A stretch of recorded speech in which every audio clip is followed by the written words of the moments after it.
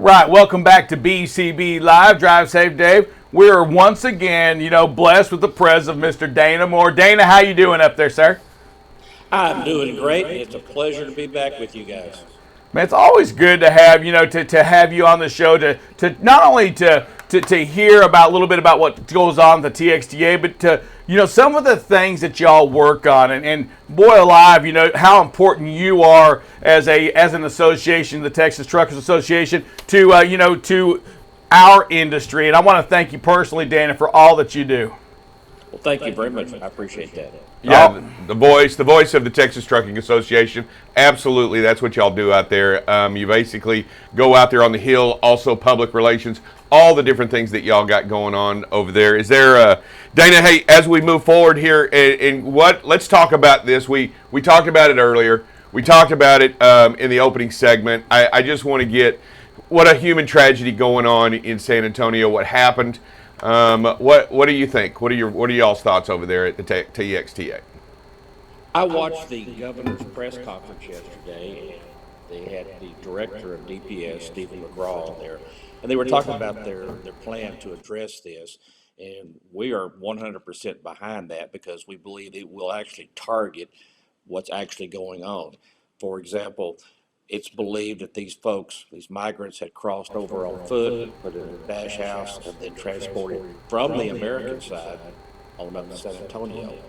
And so DPS is bringing in what they're calling strike forces, which will be made up of commercial vehicle enforcement troopers who will set up different checkpoints, temporary checkpoints along smuggling routes to check the trucks. We believe this is a very good program that will work this time. Yeah, I think anything that allows us the opportunity to stop this dead in its tracks and make a difference and a genuine impact on this human trafficking, this profit, this money making machine of moving people like a commodity, not like human beings to and from, and with little disregard for their safety, little disregard for their life, little disregard for who they are. And I think anything that we can do with in any way, government out there, DPS or anybody, make a good change. I'll go a little bit further into that as to what a driver can do, and it kind of goes back to the 9/11 thing. See something, say something, but I'll go a little bit further with it. When you have a driver, a professional driver, that is on the road, that is their domain. They in truck stops or rest areas, the places where these smugglers are transporting humans.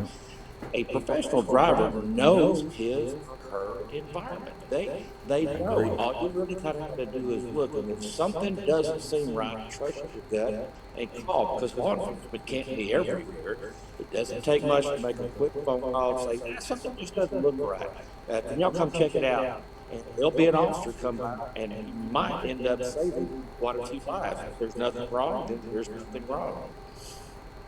Yeah, Dana, I agree with everything what you said, that we talked about that this morning, is that, man, when we see things, there's a lot of us out there on the roadway. When we see any kind of trafficking, any kind of human trafficking, we've got to make that stand that says, I'm not going to allow it. And taking it further to our industry, boy, it just bothers to the soul of me is that, once again, or I shouldn't say once again, but man, so many times our industry gets a black eye by items like this as well. And we've got to make sure that we do all we can to prevent that from happening. So I'm right with you, Dana. We, the Trucking Association, we, the Truckers of America, we don't want these things putting black eyes on what we do. Absolutely. And in this particular case, it's been reported that the truck in question here that had the migrants that died in it was actually was cloned by a legitimate company, or actually using the credentials of a legitimate company in the Valley or South Texas. So it's going to be kind of important to another thing is to pay attention to trucks. I think you mentioned earlier, Dave, about how you check your load, check your seals, things like that. But that's something a company would want to pay attention to, their credentials.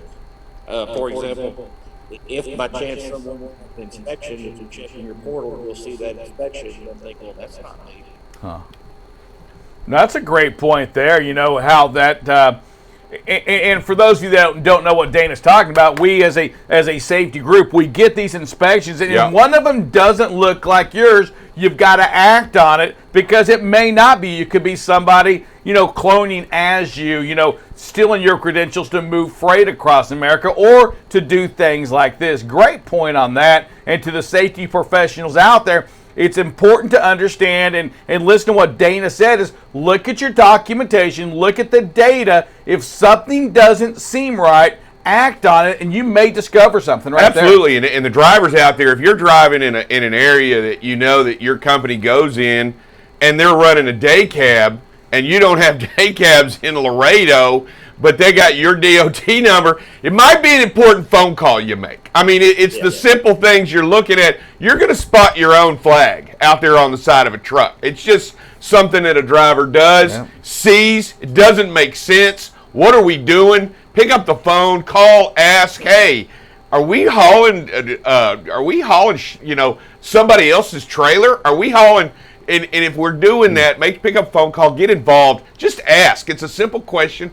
And you know what? It can lead to some solutions and lead to some real answers and probably save somebody's life.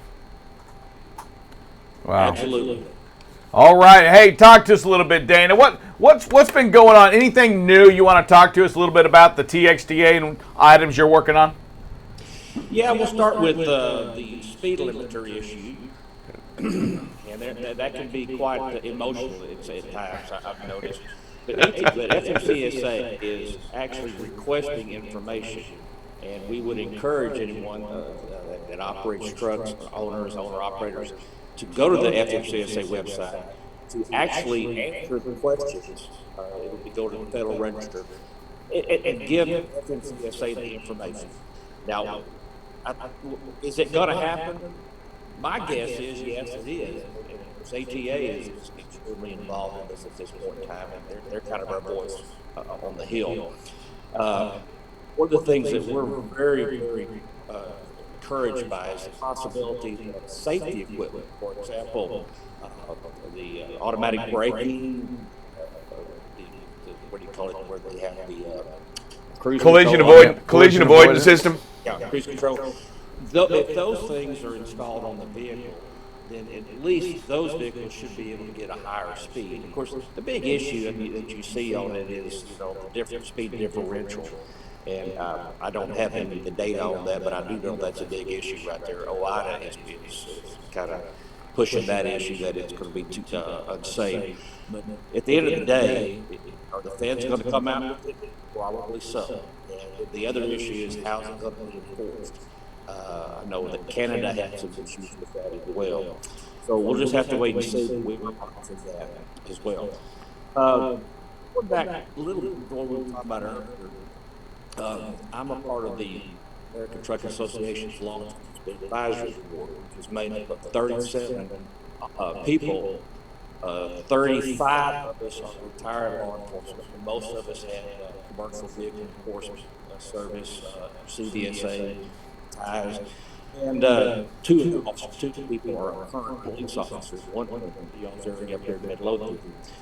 So we have a number of priorities we're looking at, and human trafficking is one of them because we are definitely set to be able to have that communication with law enforcement.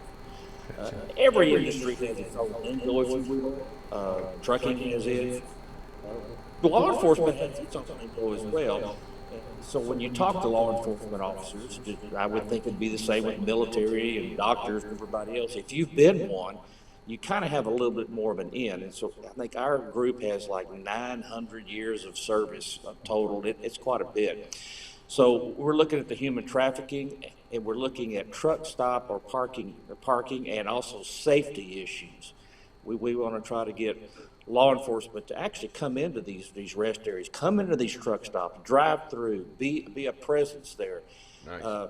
Good. DOT officers that we all deal with, of which I used to be one, we're familiar with this, but we're very small in number as compared to the regular officers. And so that's the thing we're doing, reaching out to the regular patrol officers and their command staff and impressing upon them how important it is. I was on a webinar yesterday with a lady that was talking about this. Women in trucking, and there are truck stops that women are afraid to go to. They don't want to be seen as a single female getting out of the truck, walking into the truck stop, and somebody's going to be waiting for them when they come back. So I do know that some women will stop at a truck stop, get fuel, and drive down the road to the next truck stop because it's safer. So there are some issues that really need to be addressed because we got to keep the trucks rolling. And of course, we'd like to have more women in the business. I think that goes without saying. So we're looking at that, and then we're also going to be trying to use our influence through ATA to try to get more money for truck parking. It is ridiculous how few spots there are out there for truck drivers to park in, and they got to park. They're mandated rest, and plus they're humans, you know. So, and as we talked about that, we brought that up on the show a few times, and as we continue to talk about it, you know, we have under the money that was given to the states under the what is it called? Infrastructure bill, the money that was divvied out to the states. Or are we seeing any of that going towards parking by the state? Are we seeing any of that being put aside for that right there?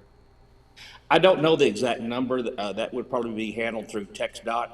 I do know that it is on the radar. We're in constant conversation with the various agencies on that, pushing for it. I don't know the numbers though. Yeah, and you know, you bring that up, and the interesting part is when you talk to local cities, and I speak to a few cities just in general on the city manager level. I don't know one of them excited to have truck parking, Dana. You know, there's none of them pushing to have more trucks in their area, and so it's going to be interesting to me to see where this happens at, because when you even take a city like Dallas, there's just nowhere to park inside this city. And then I want to go back to another subject you brought up, you know, regarding the trafficking, regarding unsafe areas. And those are areas that we've got to look at. Let me tell you something. If you're scared to spend the night somewhere, we've got to find a way to get some more law enforcement out there to clean it up, or for have that trucking, that fuel place, you know, do something about that, because provide security. It's not what we want. The last thing we want is whether it's a woman or a guy or anybody to go in there, fuel up, and leave because they're worried. That means there's something bad going on. Those are flags for us to drive through and find things as trafficking, human trafficking, drug trafficking. All of those things are going on at those places. Otherwise, they probably wouldn't be scared to stay there. Yeah, and they're the ones that are able to identify it. Like you said earlier yourself, Dana, they already know the industry. They already know the truck stops. They know better than any what's going on out there. All you have to do is ask one, and they'll give you, oh, yeah, well, let me tell you. That's all you have to do. It's not uncommon for them to already know. They're wise on the road. They understand what's happening out there. They get it. And I think you're absolutely right. Y'all are on point trying to get some of these law enforcement officers to go into these truck stops and make a genuine presence known, because if y'all are there, or if law enforcement is there, the bad guys aren't going to be there. I mean, it's just a given. And if they are, they're going to get caught. And that's what we want. We want them caught, but we sure don't want them around our people in our industry. One other question I had for you, and I wanted to get to it. I wanted to talk to you about it. Last time you were on, we discussed in length the tort reform and the bill that had passed and how in its effect. Have you seen how it's changed how it's going through the courts today, the bill here in Texas? Well, this only went into effect on September the 1st. Yeah. So any case that was filed last September would be under the new rules. The new rules of evidence is pretty much what this is. We don't have any data yet. We are working on that because it takes a little while for these cases to make their way. They get filed, obviously, but it takes a little time for it to go through. We do know that there are insurance companies that had pulled out of Texas that are now coming back into right in Texas because they're excited about the changes in this rules of evidence. But we're trying to gather some numbers right now with our attorneys that are part of our association to try to figure out where we are on that. Hey, Dane, I do want to talk to you on the same thing there. So I just, again, I think it's important that you hear these things about us. I just spent a few days with about 45 different trucking companies all over the United States.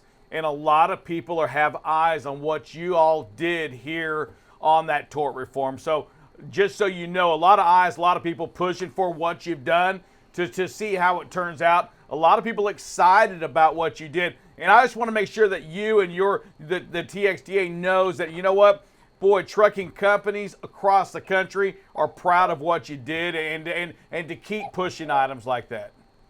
Well, thank you very much. One of the things that happened after it passed is I started getting phone calls and emails of, okay, well, what does this mean for me as a company? What does this mean for me as a driver? What do I need to do? And one of the important components of the bill that we put in there, and we had to put this in order to really get guarantee of enough votes for it to pass, was I was asked during the process of the bill, give me a list of things that every good company should be doing and every professional driver should be doing. And it's important that companies follow this. And by the way, anybody can get a copy of this. If you just go to the TXTA website, which is trucking.com, texastrucking.com, and go under the advocacy tab, and you can see the document that we created. And it lines it out. If you are a driver, this is what you need to do in order to take advantage, full advantage of the protections, if you will, from the predatory lawyers. Now, we're not talking about trying to get out of anything that a company or driver is responsible for. We're talking about the predatory lawyers that you see, many of them on the billboards. So, and I'll give you an example. The first thing that I gave the group that was putting this together, the legislator, was you must be properly licensed. You got to have the right CDL, the right endorsements are needed, and can't be in violation of restrictions. If you have to have a medical card, you should have it. There's a number of things. And then the other side of the document talks about, okay, if you're a safety professional or you're a carrier, this is what you must ensure is being done. So I would encourage everybody to go to texastrucking.com under the Affinity tab and download that document. It's in a PDF. And even though if you're not a member, it doesn't matter. Just go and get the document because it's good for our industry.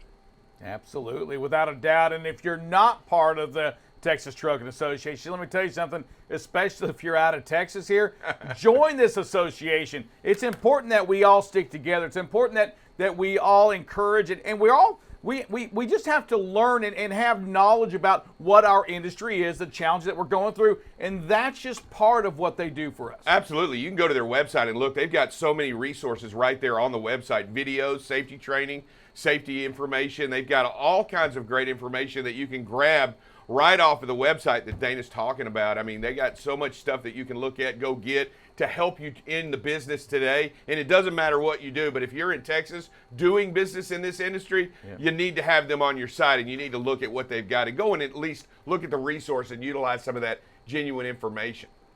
Absolutely. Hey, Dana, I want to thank you for being on the show. Thank you for once again being part and educating us here on BCB Live on just a little bit about what y'all are doing there at the TXTA. Dana, before you get out of here, you know what you got to do. You got to state your name, who you're with, and tell everybody they're watching BCB Live, the safest station in the nation. I'm Dana Moore, and this is BCB Live. There you go. Appreciate you, Dana. God bless you. Stay safe. Keep doing it. Keep doing what you're doing out there for all of us here in Texas, especially, right? Yeah, and for the industry as a whole. All right. Thank y'all. Thank you, buddy. Very much.